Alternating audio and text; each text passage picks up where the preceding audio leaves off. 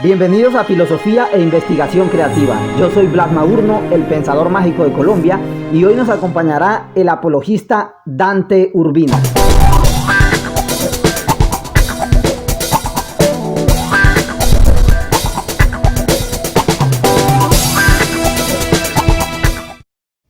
Dante Urbina es autor, conferencista y docente especializado en temas de economía, filosofía y teología. En esta oportunidad lo entrevistaré para conocer su respuesta acerca de una pregunta sumamente valiosa relacionada con la cuarta vía de Santo Tomás de Aquino: los grados de perfección, esa jerarquía ontológica de los seres que vamos a descubrir en el desarrollo de esta entrevista.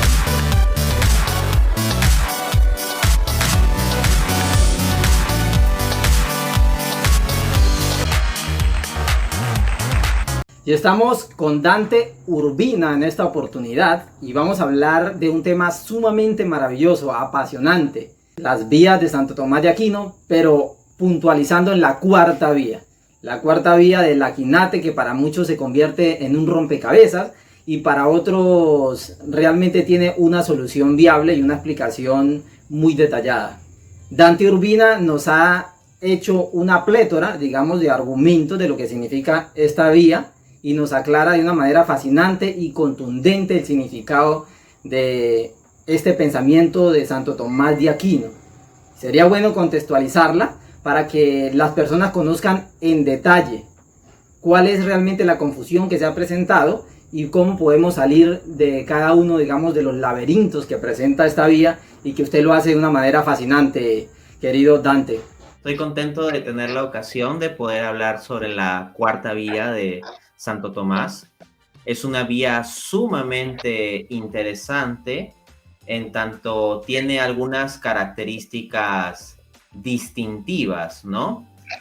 La cuarta vía es diferente a las demás desde ya su enfoque. Por ejemplo, tradicionalmente se ha entendido las vías en un marco aristotélico, pero la cuarta vía, hay discusión en qué medida es una vía aristotélica. Hay quienes dirían más bien que es platónica, pero también hay debate sobre cuán platónico o antiplatónico habría sido Aristóteles. Es un asunto complejo, y también uno tiene que Platón, a lo largo de su pensamiento, en las últimas etapas, realiza ciertos matices donde termina acercándose bastante a lo que luego formulará y dirá Aristóteles. Entonces, los antecedentes o contexto filosófico de la cuarta vía entre Platón y Aristóteles lleva a muchos quebraderos de cabeza de los exégetas filosóficos, ¿no?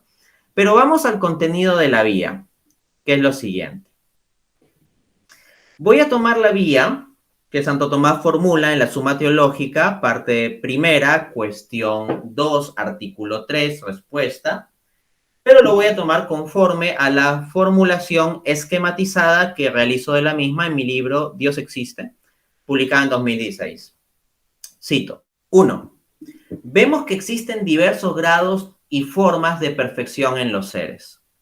2. Pues bien, dado que en estos seres encontramos que se da la perfección en algún grado o forma, ello solo nos deja dos posibilidades: que tengan esa perfección por sí mismos o que la reciban de otro ser.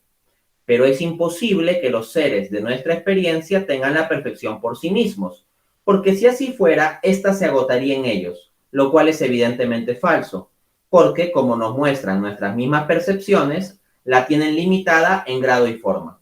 Por tanto, reciben su perfección de otro ser. 3.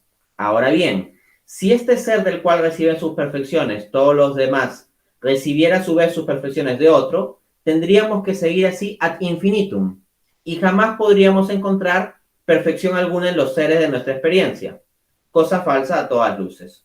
Por consiguiente, debe haber un ser que tenga la perfección por sí misma y en grado máximo, que sea la causa de las perfecciones de todos los demás seres en sus diferentes grados y formas.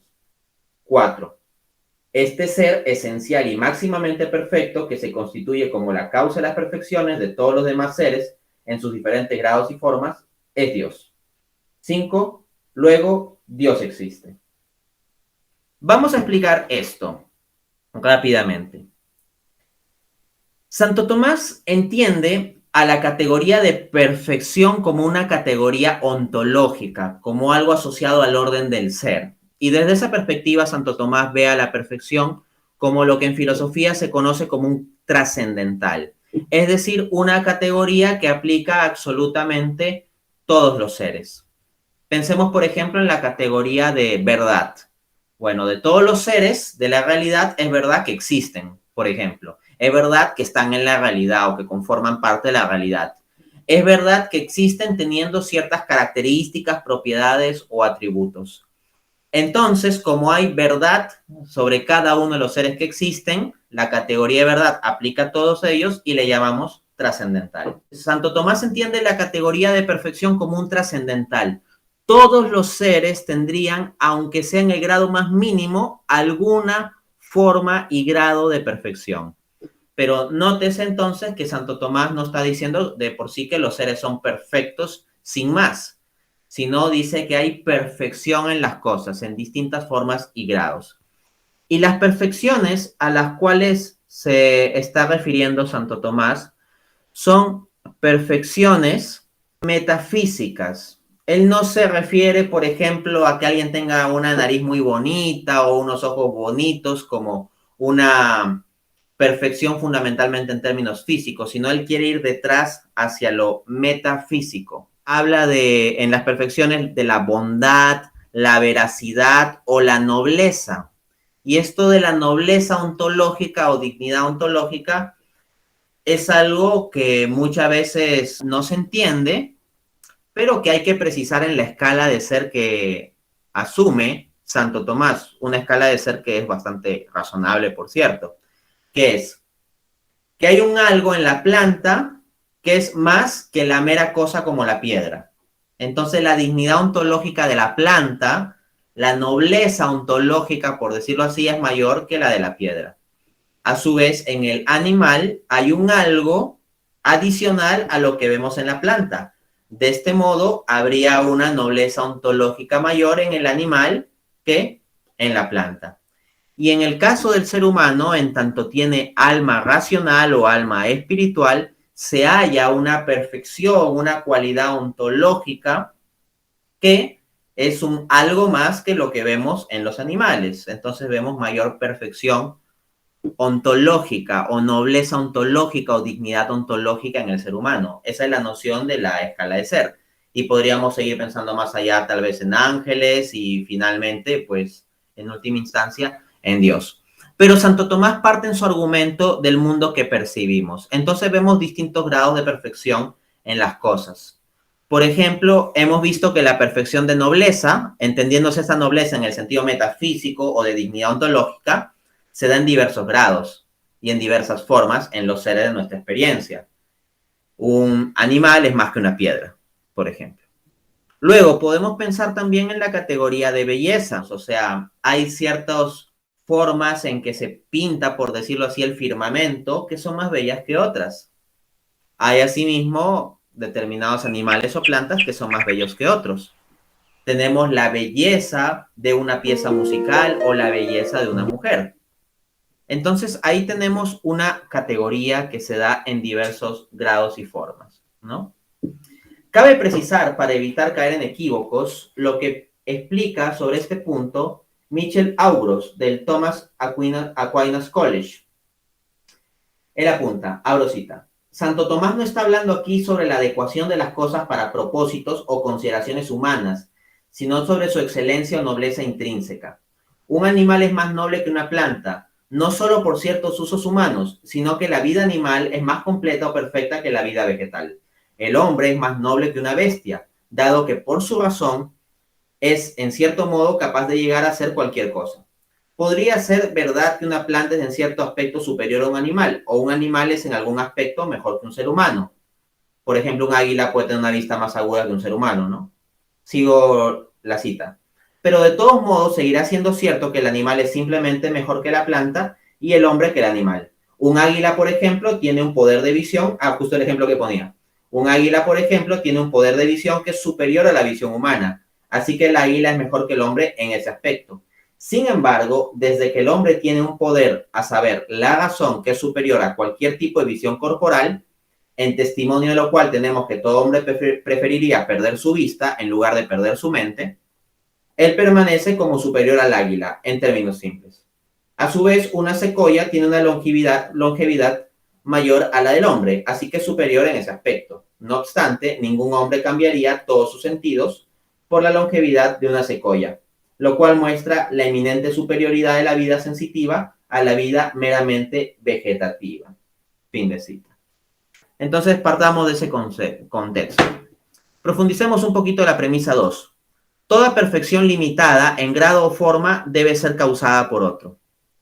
Bien, expliquemos esto.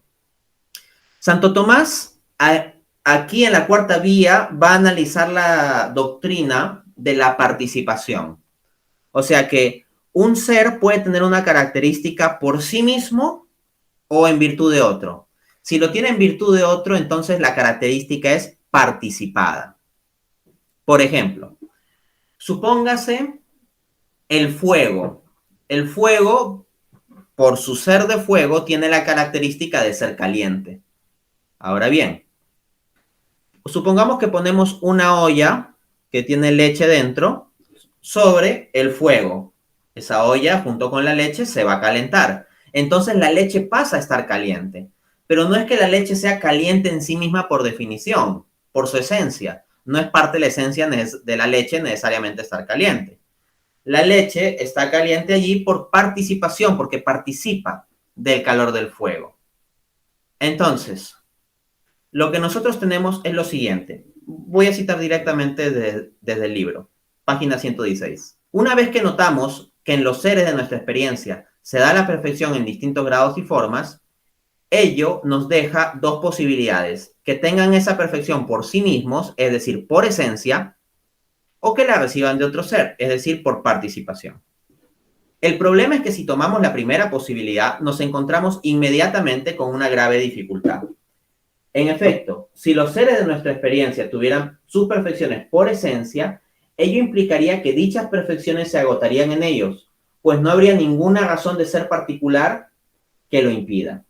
Claro, o sea, si tienen las perfecciones por esencia, por sustancia, al tener ya la sustancia de cierta perfección, tendrían la completitud de esa perfección.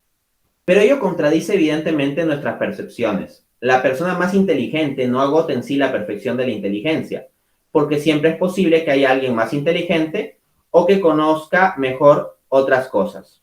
Y la mujer bella no agota toda la perfección de la belleza, porque no incluye en sí la belleza propia de la pieza musical o de la construcción arquitectónica. En consecuencia, dado que ninguna perfección puede pertenecer por esencia a los seres de nuestra experiencia, ya que siempre la tienen limitada en grado o en forma, es necesario aceptar que la tienen por participación, es decir, causada por otro. Entonces eso, ninguno de los seres de nuestra experiencia llega a agotar absolutamente una perfección. No vemos un ser que agote toda la perfección de nobleza o de dignidad ontológica. No vemos en nuestra experiencia un ser que agote toda la perfección de belleza tal que la tenga por esencia del todo. No vemos ningún ser que agote toda la perfección de veracidad, por ejemplo, o de bondad. Cuando digo que agote, me refiero a que la tenga así del todo, tal que no quede nada esencial de esa perfección que se halle fuera de ese ser, ¿no? Esto nos lleva al punto 3. No es posible una cadena infinita de transferencia de perfecciones. Por tanto, es necesario llegar a un ser esencial y máximamente perfecto. O sea, los seres, si reciben sus perfecciones por participación, están participando de algo. Ahora bien, si decimos que hay un ser A que recibe su perfección, cualquiera sea su perfección, por participación de un ser B, ese ser tiene dos posibilidades, el ser B: tener su perfección por esencia o por participación. Si la tiene por participación, la deberá participar o recibir de un ser C. Y ese ser la tendrá por esencia o por participación. Pero si la tiene por participación, se requerirá de un ser D. Y así sucesivamente. Pero si pensásemos que no existe ningún ser con la perfección en esencia, nos quedaríamos siempre remitiéndonos a otro ser, otro ser, otro ser, y así ad infinitum. Y como un proceso infinito no puede terminar, nunca hallaríamos una perfección concretada en las cosas. En consecuencia, se requerirá de un ser que tenga la perfección por esencia, por sí mismo, no recibida o participada de otro. Un ser que sea esencialmente perfecto. Y eso nos lleva al punto 4, premisa 4. Este ser esencial y máximamente perfecto es Dios.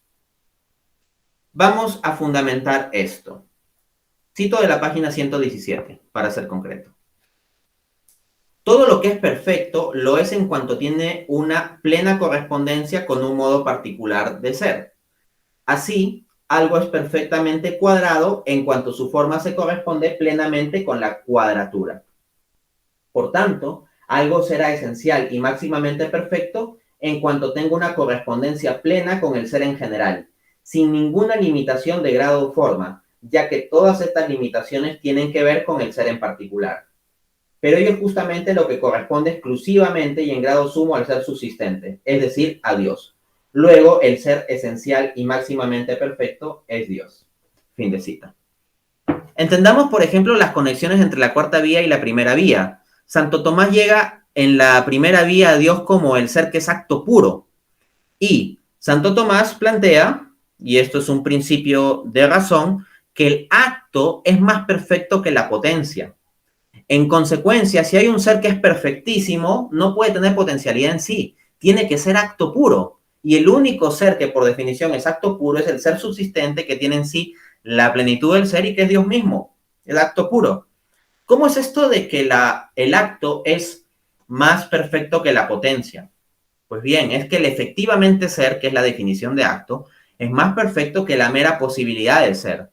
El tener efectivamente el grado académico de doctor es más perfecto que el meramente estar en la posibilidad de alcanzar el grado académico de doctor. El efectivamente tener conocimientos sobre derivadas e integrales es más perfecto que el simplemente estar en la potencialidad de tener tal conocimiento. Entonces también así podemos deducir que el ser perfectísimo debe ser acto puro y esto se corresponde con Dios. 5. Luego, Dios existe.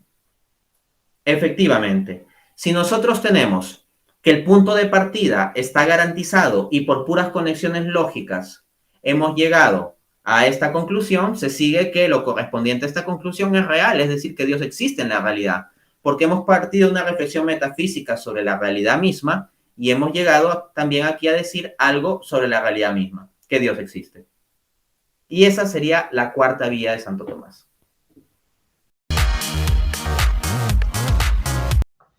Excelente, Dante. Extraordinaria respuesta, concisa, precisa. Y hay que decir que usted es uno de los pensadores más importantes de nuestro tiempo. Le admiro muchísimo por todo el trabajo que está haciendo a través de su academia. Pero hay una pregunta, y voy a plantearlo así porque al pensador mágico le encanta no corchar a sus entrevistados, sino buscar una forma de ponerlo sobre la balanza para ver hacia dónde realmente usted se va, hacia la izquierda o hacia la derecha. Y tiene que ver necesariamente con Dios como un ser simple, porque si están los grados de perfección, ¿cómo es que se sigue de que Dios, siendo inmutable, pueda hacer una realidad móvil? Dios, siendo omnipresente, puede hacer una realidad presente, actual, y de alguna otra manera no dañar o no mover extrínsecamente su propia realidad ontológica. Nosotros entendemos que Dios es simple considerado en sí mismo. Es decir, Dios tomado en sí, ad intra, por decirlo así, en las fronteras, para decirlo con una analogía de lo que es Dios, es simple, entendiéndose simple en el sentido metafísico u ontológico, es decir, que Dios no está compuesto por partes. Porque lo compuesto por partes es contingente a sus partes, depende de sus partes. Y las partes de lo compuesto son lógicamente antecedentes al total compuesto. Entonces, un ser que es compuesto no tendría la plenitud de perfección. Porque, por ejemplo, de un ser que es compuesto, podrías pensar en sacarle alguna parte. Entonces, tienes un ser compuesto, digamos, de 5 partes, le quitas alguna de ellas y es el ser sin esa parte. Y ese ser sin esa parte ya no es plenamente perfecto. Pero el punto es que potencialmente ese ser, ya al ser divisible, potencialmente puede tener esa imperfección de que le quites esa parte. Existiendo, potencialmente es susceptible al menos de que pensemos en términos de que le falte alguna parte. Entonces, no parece ser propio de lo perfecto o de lo que es el acto puro el que esté compuesto por partes, que potencialmente sea divisible o que en acto mismo esté dividido. Por ejemplo, hay un principio metafísico que reza, el todo es más perfecto que sus partes. El punto es que si ya en Dios tenemos partes, significa que cada una de esas partes, considerada por separado de lo demás, no es la plenitud de la perfección, porque la plenitud de la perfección solo sería Dios. Pero ahí entramos a una dificultad de cómo la plenitud de la perfección se llega a construir a partir de cada una de las partes, de las cuales ninguna de ellas es la plenitud de la perfección, ¿no? Entonces, eso comienza a introducir complejidad en Dios junto con potencial de eficiencia, como mínimo. Dicho eso, entonces, Dios puede tener diversidad, no en su ser ad intra, pero sí en sus efectos ad extra, los efectos fuera de Dios. En tanto, Dios es subsistente por sí mismo. Dios tiene sus perfecciones plenas, sea que Él las comunique o no las comunique. O sea, la perfección de Dios no se da porque con el acto creador o por algo las criaturas se le añada algo que Él no tiene. Dios, por definición, ya tiene la plenitud del ser. El que haya o no haya creación, por lo tanto, no implica un añadido ontológico a Dios. Que haya o no haya creación implica un añadido ontológico para lo creado, pero no para Dios mismo. Lo que hace Dios es simplemente transmitir su perfección por un acto libre de su voluntad. Él puede desear transmitir ad extra su perfección en distintos grados y formas. Ahora, ¿significa esto variación en Dios? Pensemos lo siguiente. Un profesor puede tener cierto conocimiento, digamos, sobre las operaciones matemáticas con derivadas. Ya. Un profesor universitario lo transmite a los alumnos. Ahora bien, ese profesor ha tenido un cambio en su conocimiento mismo sobre derivadas. No, simplemente está transmitiendo aquello que ya sabe. Incluso puede tener un conocimiento gigantesco sobre derivadas, pero no lo transmite todo a los alumnos en ese instante, sino lo que hace es transmitir una parte de ese conocimiento. Ahora bien, del hecho de que él transmita una parte de ese conocimiento, se sigue que ha habido alguna variación respecto de su conocimiento considerado en sí mismo. No, él tiene el conocimiento del conjunto de las reglas o propiedades en torno a las derivadas matemáticas y esto se mantiene. Entonces, cuando Dios comunica su ser en diversos grados y formas a lo creado, cuando se observan diversos grados de perfección, esto no genera una variación intrínseca en el ser de Dios, ¿no? Dicho esto, se podría decir, ya, pero el acto volitivo de si crea o no crea, ¿eso no generaría una variación? En primer lugar, hay que entender que en el teísmo clásico Dios es atemporal. Siendo atemporal, no es que Dios tenga un antes en donde todavía no decide crear y un después en que ya decide crear. No, la decisión de crear es simultánea a la existencia atemporal de Dios. No pasa de un antes a un después. Uno dirá, oye, pero la creación sí pasa de un antes a un después, en tanto en la creación transcurre el tiempo. Ok, pero el tiempo transcurre para la creación, no para Dios. Dios en su acto puro eterno puede elegir que haya ad extra, o sea, fuera de él, por decirlo así, una creación que vaya variando temporalmente. Luego, el hecho de querer o no querer que haya una creación tampoco es que añade alguna perfección ontológica en Dios, porque no hay nada de lo creado que implique alguna perfección adicional que Dios no tenga ya de por sí. En consecuencia, no hay ninguna variación en las características intrínsecas de Dios por crear. De lo que se puede hablar es de variaciones ad extra o de características extrínsecas, pero esto no contradice la simplicidad divina. La simplicidad divina lo que dice es que Dios no tendría composición intrínseca en su ser. Excelente, y es aquí donde la entrevista se pone cada vez más candente y toma el rumbo que se quiere. Porque lo que identificamos esencialmente en Dios no se sigue necesariamente de su naturaleza. Entonces podríamos decir que el acto creativo, el acto intencional de Dios trajo algo nuevo a la existencia, que Dios, desde luego, en su omnisciencia, en su ciencia eterna, lo sabía desde siempre. Muchas personas creen, equivocadamente, de que los grados de perfección que encontramos y distinguimos en el mundo, en los seres, están en Dios de una manera inconmensurable. ¿Cómo podríamos entender este carácter diferenciador, Dante? Sí, es un buen punto. Hay que rechazar muy fuertemente el univocismo ontológico. Dicho en términos sencillos, el univocismo ontológico consiste en meter a las criaturas y a Dios en el mismo saco, en el mismo esquema. Es decir, las criaturas tienen cierto grado limitado de perfección y Dios tiene esas perfecciones de forma ilimitada. Entonces es como que Dios fuera un ser que tiene esas características al máximo grado y punto. De hecho, los teístas neoclásicos muchas veces formulan argumentos entendiendo a Dios como el ser máximamente grande, con el máximo de perfecciones.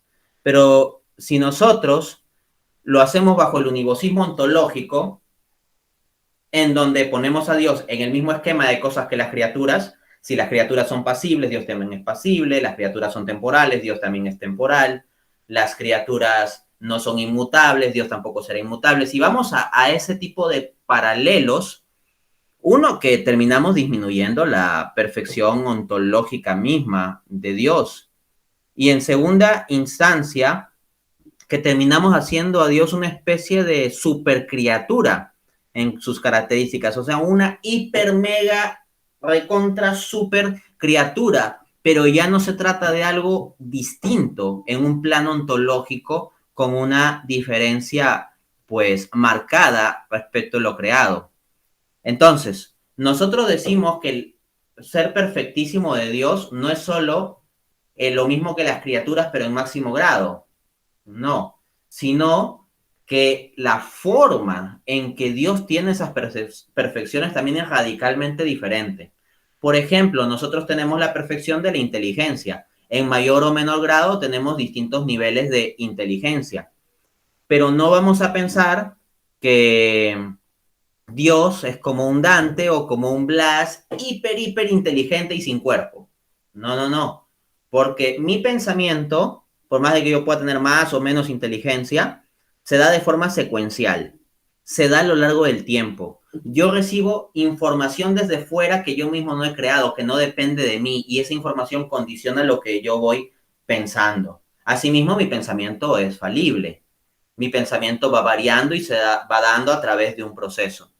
Todas esas características propias de la operación de aquella perfección de inteligencia en mí y en general en los seres humanos es algo que en Dios no se va a dar así. En Dios se da la perfección de la inteligencia, pero no se da a través de un proceso discursivo, sino que el conocimiento de Dios, como señala Santo Tomás, es simultáneo, o sea, se da todo en un solo acto de conocimiento. Y ahí ya hay otra diferencia, no tiene múltiples actos separados de pensamiento, sino un único acto donde abarca todas las cosas, de forma análoga a cuando alguien con una sola mirada hacia el espejo ve su cara en conjunto con su pelo, su barba, sus lentes, en mi caso, por ejemplo, y también aquello que está detrás. O sea, ve varias cosas en un solo acto de mirada, ¿no? Entonces, el pensar de Dios es de ese tipo, es atemporal, no es secuencial, sino simultáneo. Y Dios no depende de cosas externas, independientes de su ontología que le den conocimiento. Por ejemplo, a mí hay algo que me puede sorprender. Si, por ejemplo, pasa volando un ave que yo no conozco, a mí me sorprende y es una información que llega a mi mente, pero a Dios nada le sorprende. Porque en el caso de Dios, como Dios es el dueño del ser y sostiene todas las cosas en el ser, no hay algo externo a aquello que Él sostiene en el ser y que ya conoce sosteniéndolo en el ser, que le dé conocimiento. Entonces, nosotros recibimos el conocimiento desde el mundo externo de forma independiente a lo que sustentamos ontológicamente. Ontológicamente, pues yo a la justa sustento mi cuerpo y poco más que ello, ¿no? Yo no sustento, por ejemplo, la computadora que está frente a mí. Esta existe, pero yo no soy su sustento ontológico. En cambio, en el caso de Dios, sí. Entonces, vemos muchas diferencias en la forma en que Dios es perfecto y las criaturas son perfectas.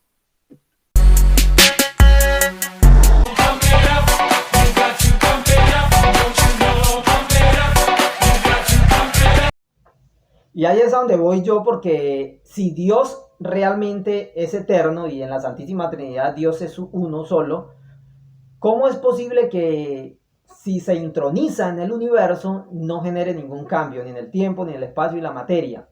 ¿De qué forma Dios sigue siendo Dios y el hombre, el humano, la persona en la que se convierte aquí en el plano terrenal y temporal, empieza a ser otra persona diferente a Dios porque se comunica con Dios? Es decir, la segunda persona de la Trinidad eleva otra persona o otra naturaleza humana que tuvo que nacer, tuvo que sufrir, tuvo que llorar, morir y resucitar. Pero es la segunda persona de la Trinidad, es el Verbo de Dios quien asume la naturaleza humana. De tal forma que entender los grados de perfección de la cuarta vía de Santo Tomás de Aquino con la encarnación divina es un tema bastante fascinante que nos hace reflexionar muchísimo acerca de qué pensaría el Aquinate en este tipo de preguntas, Dante. Muy interesante pregunta. A ver, dado que estamos poniendo las cosas en un contexto cristiano, tomemos a la escritura, Juan 1:1. Al principio era el verbo estaba con Dios y el verbo era Dios. Entonces ya tenemos por definición que el verbo es Dios. Y si es Dios, entonces es perfectísimo. Si es Dios, es omnisciente, es omnipotente, o sea, tiene todas las cualidades que nosotros damos a la divinidad. Luego, en Juan 1:14 dice, y el verbo se hizo carne. Entonces ahí entendemos la encarnación. Pero noten cómo no dice que deja de ser verbo, no dice que deja de ser verbo, dice que ese que es verbo se hizo carne. Entonces, pensemos también asimismo en la carta de Pablo a los Filipenses, capítulo 2. Dice que Jesús, existiendo en la forma de Dios, no se aferró a lo que él era propio, ¿no? Sino que vino en condición humilde. Pero nótese cómo, contrariamente a como varios han interpretado, Pablo no dice que Jesús se haya despojado de la sustancia y los atributos divinos. No, no, no. Pablo en Filipenses capítulo 2 lo que habla es de la condición de Cristo, porque lo que pasa a explicar en el pasaje es que tomó condición de esclavo y que se hizo obediente al Padre hasta la muerte y muerte de cruz. Entonces, no dice que la divinidad deja de darse en Cristo, no dice que la segunda persona de la Trinidad deje de existir, ni dice que la segunda persona de la Trinidad no esté allí en Cristo, sino lo que habla es de la condición, porque claro, una cosa es existir en la condición gloriosa y otra en la condición encarnada, donde hasta lo crucificaron a nuestro pobre Señor, ¿no? Que su amor es más fuerte que la muerte misma y resucitó también. Entonces, es importante entender eso. La encarnación no se entiende como disminuyendo ontológicamente la plenitud de la divinidad en Cristo, sino lo que hay es un cambio de condición, de la condición externa en que puede transcurrir Jesús, que le puede dar hambre, y le dio hambre, que da sueño, que llora y todo eso, como la persona que es en la unión de las naturalezas humana y divina. Pero todas estas pasibilidades se dan en virtud de la unión con la naturaleza humana, no por la naturaleza divina en cuanto tal, ¿no? Sino en virtud de su unión con lo humano. Ahí es a donde voy, Dante, porque si Dios realmente no se compone de partes y Él es simple, y esta doctrina de la simplicidad divina es fuerte, muy sólida y se defiende por el teísmo y por el tomismo, nosotros podríamos decir de alguna otra manera que en la encarnación de la segunda persona de la Trinidad, aquí hay un efecto que es provocado por la eternidad misma de Dios, donde el creador asume la realidad natural de una criatura y de alguna otra forma se introniza en el universo, en el espacio, en la materia, en el tiempo y empieza a existir de esa manera en el universo. Esto es algo fundamental que hay que analizarlo con lupa para entender estos conceptos, porque no puede ser afectado de ninguna manera Dios y su propia eternidad, su propia naturaleza inmutable. Pero Dios asume la naturaleza humana y eleva la naturaleza humana. Es ahí en donde el concepto se vuelve cada vez más problemático y que usted va a tener una respuesta fundamental y sólida para este caso, apreciado Dante. Santo Tomás apunta que la encarnación no se verificó como si Dios mutase o cambiase haciéndose hombre, sino que la encarnación se verificó, se dio en tanto Dios decidió unir a su naturaleza divina subsistente una naturaleza humana. Entonces, ojo, o sea, aquí sí lo que tenemos es cambio, mutación, temporalidad, como que Jesús camina de un sitio a otro, que le da hambre o cosa de ese tipo.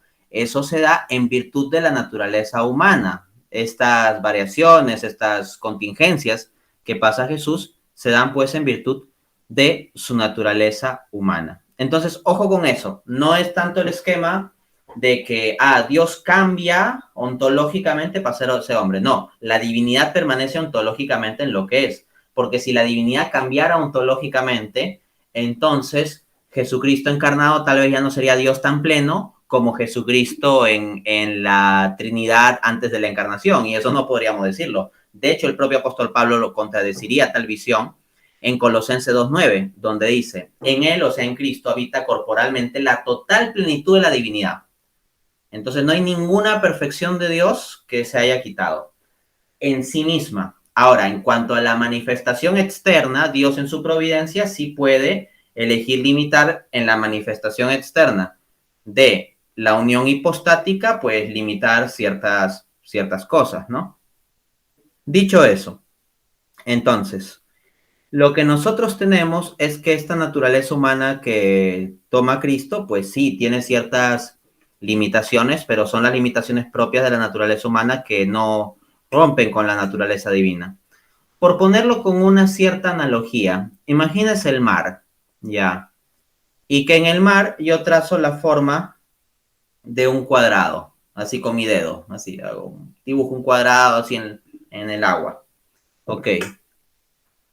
¿Se ha cambiado en algo la sustancia misma, el agua H2O? ¿O la grandeza del mar o la plenitud del mar? No, se da simplemente que en el conjunto del mar, dentro de la plenitud de ser que es el mar, se ha querido incluir un cuadrado ahí específico unido al mar, que yo he querido unir un cuadrado al mar. De forma análoga, Dios ha querido unir una naturaleza humana a su divinidad, aquella naturaleza gloriosa de Cristo. Ahora, imagínate que ese mar fuera un mar maravilloso que convierte en, no sé, angelical todo lo que toca. Entonces, si mi dedo toca eso, entonces lo que es elevado es mi dedo. No se rebaja el mar en sí mismo, sino lo que se eleva es mi dedo ahí haciendo el cuadrado. Siguiendo esta analogía, no es que se rebaje la divinidad de Cristo, sino lo que se eleva es la naturaleza humana. Interesante cómo termina Dante. No, no es que se rebaja la divinidad, sino que se eleva la naturaleza humana. Y a ese punto era donde yo quería que llegáramos, elevando la naturaleza humana, porque está asumiendo la plenitud de Dios corporalmente, o sea, en la humanidad. Es algo que es sumamente interesante. Inclusive vamos a tener un grado de privilegios mucho más allá de que nosotros podríamos imaginarnos, ¿no? Pero ya eso sería un tema de otro tinte. ¿Cuál sería el argumento más fuerte, Dante, contra la cuarta vía que usted reconoce actualmente? Básicamente, en contra de la cuarta vía, pues pensar como en un argumento fuerte, si por fuerte entendemos que sea muy difícil de resolver, no me viene rápidamente uno a la mente. Varios se basan en malentendidos de la vía. Pero lo que sí podría decir es que la discusión filosófica más compleja que está detrás de la cuarta vía es el llamado problema de los universales. Es decir, si hablamos de las perfecciones como categorías como una categoría que se va concretando en las cosas, es que la perfección es una categoría universal. Entonces eso nos lleva al dilema de los universales. Se da por un extremo la postura de los nominalistas, como William o Guillermo de Ockham. Guillermo de Ockham lo que decía es que las categorías universales no son más que nóminas, que nombres, que nosotros arbitrariamente con nuestra mente y lenguaje atribuimos a las cosas para agruparlas en ciertos conjuntos o categorías. Así, por ejemplo, no existiría una perreidad o perritud o perres. Hay varios términos que se han dado entre los tomistas que utilizamos ejemplos con perros para hablar de la esencia perruna. Ahí ya dije otro término. Hablemos de la perreidad, por lo pronto. Entonces, no habría una esencia misma de lo que sería el perro, sino únicamente lo que se daría serían perros concretos y en nuestra mente arbitrariamente nosotros asignaríamos el nombre perro. Desde esa perspectiva se podría cuestionar la cuarta vía diciendo lo único que existe son seres particulares que tienen distintas características físicas, por ejemplo, y punto. No hay nada así como una categoría metafísica trascendental de perfección que sea universal. Luego, en el otro extremo, el debate sobre los universales, tenemos a los realistas que lo que plantearían en las versiones al menos idealistas más extremas es que lo único que en realidad existirían serían las ideas y que el mundo material que vemos, de lo cual parte la vía, o sea, de las perfecciones que observamos, no serían más que ilusiones o apariencias. La teoría de las ideas de Platón iría en esta línea. Para Platón, las verdaderas esencias de las cosas están en un mundo trascendente de las ideas y nuestro mundo inmanente en donde observamos las cosas, donde compramos, vendemos, tenemos mascotas, etcétera, simplemente sería un mundo de apariencias, no de realidad ontológica propia. Ese extremo me parece bastante contraintuitivo y problemático. Son poquísimos los filósofos contemporáneos que afirmarían algo así. Pero la postura del marco aristotélico tomista es lo que podemos llamar un realismo moderado, que va más o menos en un punto medio entre ambos extremos, entre ese realismo extremo y entre el nominalismo. El realismo moderado lo que plantea es que los universales sí existen, no son meros nombres arbitrarios que inventamos con nuestra mente, sino que realmente existen. Pero no existen en un mundo trascendente las ideas separado de las cosas mismas, sino que los universales existen mutuamente implicados con las cosas mismas. Es decir, la perreidad no sería una especie de esencia trascendente por encima en un mundo de las ideas más allá de cada uno de los perros particulares de nuestra experiencia o del mundo en general. No, en la visión aristotélico-tomista, la categoría de perreidad, la esencia de lo que significa ser perro, existiría realmente en el conjunto de perros realmente existentes.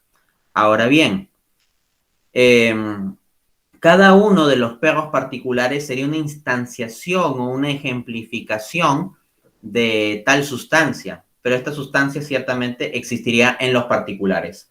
En otras palabras, la solución aristotélico-tomista al problema de los universales es que los universales y los particulares existen en una forma de implicación mutua. No es que veamos a los particulares como excluyendo la categoría objetivo universal, o a los universales como siendo reales en un mundo fuera de la existencia de los particulares, sino que los universales existen juntamente con los particulares en la realidad misma.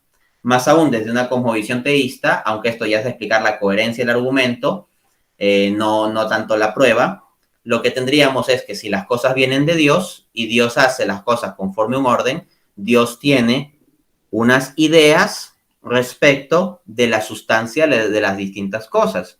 Y habrían entonces unas categorías universales que serían las ideas de Dios sobre las categorías de las cosas como perros, gatos, piedras, cortinas, seres humanos, etc. Mágico, extraordinario, Dante. ¿Cuál es el consejo que usted daría a aquellos que comienzan en el tomismo? Que se introduzcan en la metafísica de Santo Tomás. O sea, la cuarta vía es la más metafísica de todas. Y por lo tanto hay que entender el lenguaje y metafísica de Santo Tomás. Hay muchas personas que desdeñan la vía simplemente porque ven una página de internet que hacen alguna simplificación o se toma alguna frase de Santo Tomás fuera de su contexto y entonces quiere hacer parecer a la cuarta vía como ridícula, por poner un ejemplo. Richard Dawkins, el ateo más famoso del mundo, lamentablemente, tiene un libro que se llama God Delusion, ¿no? Que sería como la ilusión de Dios, y hace crítica a las vías tomistas, y la verdad que esas críticas dan vergüenza ajena. Por ejemplo, en concreto, criticando la cuarta vía, Dawkins dice, las cosas difieren en su grado de hediondez, o sea, de oler mal. Entonces, de esto se sigue, con la lógica de la cuarta vía, que debe haber un ser hediondísimo, que sea hediondo en grado sumo. Bueno, ese tipo de ridiculización de la cuarta vía no es más que una falacia ad ridiculum, que implica no entender lo más básico sobre la misma. Dawkins, al poner como a la hediondez, al oler mal, como una perfección, ya muestra que no entiende la sustancia de la vía, porque la hediondez no es una categoría trascendental, y Santo Tomás está hablando de categorías trascendentales. Santo Tomás no se refiere primariamente a perfecciones físicas. Santo Tomás pone algún ejemplo con cosas físicas, y yo mismo también he puesto ejemplos con cosas físicas. Pero eso, bajo la doctrina tomista, la analogía es una ejemplificación de ciertas verdades metafísicas más amplias, porque si yo me quedo en el mero lenguaje metafísico, hay gente que tal vez no lo va a entender tan sencillo. Por eso se ponen ejemplos muchas veces físicos, porque eso el intelecto lo capta más directamente, como bien sabía el propio Santo Tomás.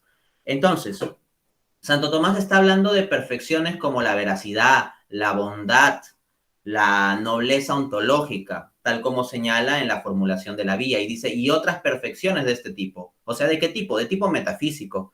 Y lo que Dawkins dice de la hediondez es una cosa física, pues, ¿no? Entonces eso, yo sugeriría que para entender mejor la vía se familiaricen con la metafísica tomista. En mi canal de YouTube, Dante A. Urbina, pueden encontrar muchos videos para este efecto. También recomiendo el canal Teología Filosófica del profesor Agustín Echevarría, que ha explicado también con bastante detalle múltiples cosas de la cuarta vía. Enrique Fernández Guel, de Adictos a la Filosofía, también ha hecho un buen trabajo teniendo videos de divulgación sobre puntos de metafísica tomista. Y también hay buenos libros, como el libro de Edward Fesser, Thomistic Metaphysics, o un libro introductorio titulado Aquinas, A Beginner's Guide. Eso es lo que yo sugeriría. Excelente, Dante, excelente.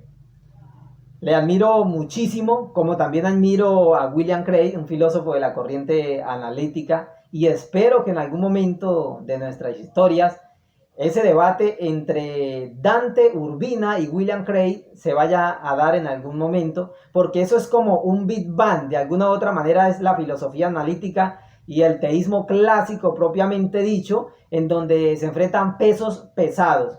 A mi consideración son dos de los personajes más equipados en filosofía, en teología y con argumentaciones bastante fuertes. Los respeto muchísimo y creo que sería un debate fascinante y con conclusiones bastante ricas, considerables para otros estudios y otras entrevistas.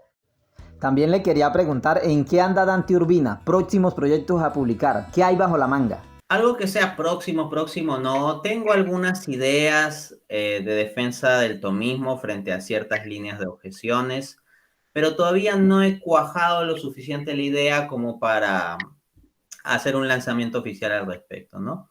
Por lo pronto, he de decir que en la medida en que surjan algunos ataques interesantes a visiones tomistas, pues de forma directa o indirecta, eventualmente estaré dando mis respuestas. Dante, muy agradecido por la entrevista, de verdad es algo muy fructífero y yo sé que las personas van a recibirla con mucho agrado, mi hermano. Muchas gracias. Yo la recibo con mucho agrado también. Han sido preguntas muy interesantes que han permitido pensar sobre varias cosas. Esa cuestión de la encarnación, por ejemplo, en relación a la cuarta vía, me pareció muy inteligente. Un gusto. Dale, un abrazo. Esperamos que la reciban con el mismo agrado. Bendiciones. Chao, chao.